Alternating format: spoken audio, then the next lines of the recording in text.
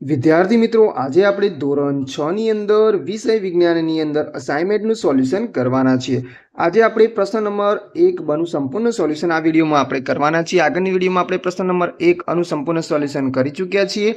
અને વિદ્યાર્થી મિત્રો, ધોરણ 6 ના અન્ય વિષયના વિડીયો પણ આપણી ચેનલ પર મુકાઈ ગયા છે અને ધોરણ 6 વિજ્ઞાનના અન્ય પ્રશ્નો પણ આપણી ચેનલ પર મુકાઈ ગયા છે. તો ત્યાંથી તમે એ વિડીયો છે એ જોઈ શકો છો અને તમારા પ્રશ્નોનું સોલ્યુશન કરી શકો છો.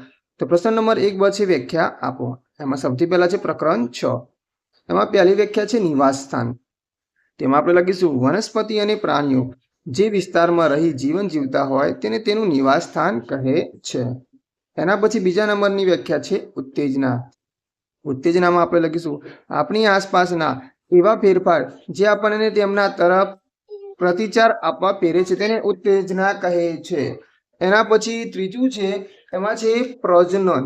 તો પ્રજનનમાં આપણે લખીશું સજીવો તેમના જેવો જ સજીવ ઉત્પન્ન કરે છે તેને પ્રજનન કહે છે. એના પછી ચોથા નંબરની વ્યાખ્યા છે એમાં આપણે જોઈએ તો અહીંયા ચોથા નંબરની વ્યાખ્યા છે અનુકૂલન.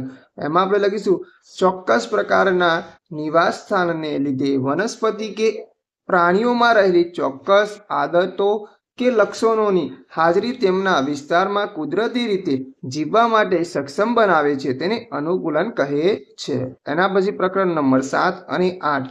એમાં પહેલી વ્યાખ્યા છે સુરેખ ગતિ. એમાં આપણે લખીશું તેમાં પદાર્થનો ગતિમાર્ગ સીધી રેખામાં હોય છે. બંદૂકમાંથી છૂટેલી ગોળીની ગતિ સુરેખ ગતિ છે. એના પછી છે બીજું આવર્ત ગતિ. એમાં આપણે લખીશું વસ્તુ એક નિશ્ચિત સમય અંતરાલ પછી પોતાની ગતિનું પુનરાવર્તન કરે તો તેને આવર્ત ગતિ કહે છે. લોલકની ગતિ આવર્ત ગતિ છે. એના પછી ત્રીજા નંબરની વ્યાખ્યા છે એમાં છે પારદર્શક પદાર્થ. એમાં આપણે લખીશું જે પદાર્થ પ્રકાશને સંપૂર્ણ પસાર થવા દે છે તેને પારદર્શક પદાર્થ કહે છે. ઉદાહરણ તરીકે હવા, પાણી, કાચ. ચોથું છે અપારદર્શક પદાર્થ. તેમાં આપણે લખીશું જે પદાર્થ પ્રકાશને પસાર થવા દેતો નથી તેને અપારદર્શક પદાર્થ કહે છે. ઉદાહરણ દિવાલ, લોખંડ અને પૂંઠો. એના પછી પ્રકરણ 9 અને 10. એમાં છે પેલું વિદ્યુત પરિપથ. એમાં આપણે લખીશું વિદ્યુત પ્રવાહ વહેવાના સળંગ માર્ગને વિદ્યુત પરિપથ કહે છે. એના પછી બીજા નંબરની વ્યાખ્યા છે એમાં છે વિદ્યુત સુવાહક પદાર્થ. એમાં આપણે લખીશું જે પદાર્થમાંથી વિદ્યુત પ્રવાહ પસાર થઈ શકે છે તેને વિદ્યુત સુવાહક પદાર્થ કહે છે. ત્રીજું છે વિદ્યુત અવાહક પદાર્થ. એમાં આપણે લખીશું જે પદાર્થમાંથી વિદ્યુત પ્રવાહ પસાર થઈ ન શકે તેને વિદ્યુત અવાહક પદાર્થ કહે છે. એના પછી ચોથા નંબરમાં ચુંબકત્વ. તેમાં આપણે લખીશું ચુંબકના લોખંડની વસ્તુઓને આકર્ષવાના ગુણને ચુંબકત્વ કહે છે. પાંચમું છે ચુંબકીય ધ્રુવો.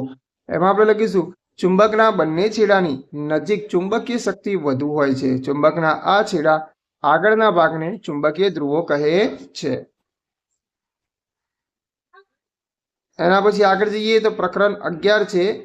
પ્રકરણ 11 એમાં આપણે લખીશું આ રીતે. પ્રકરણ 11માં પહેલું છે વાતાવરણ. તેમાં આપણે લખીશું પૃથ્વીની સપાટીની આજુબાજુ અમુક કિલોમીટર સુધી આવેલા હવાના આવરણને વાતાવરણ કહે છે. એના પછી બીજા નંબરમાં છે પવન. તો પવનમાં આપણે લખીશું ગતિમાન હવાને પવન કહે છે. એના પછી ત્રીજા નંબરમાં છે ભેજ. ભેજમાં આપણે લખીશું હવામાં રહેલા પાણીની બાષ્પના જથ્થાને ભેજ કહે છે.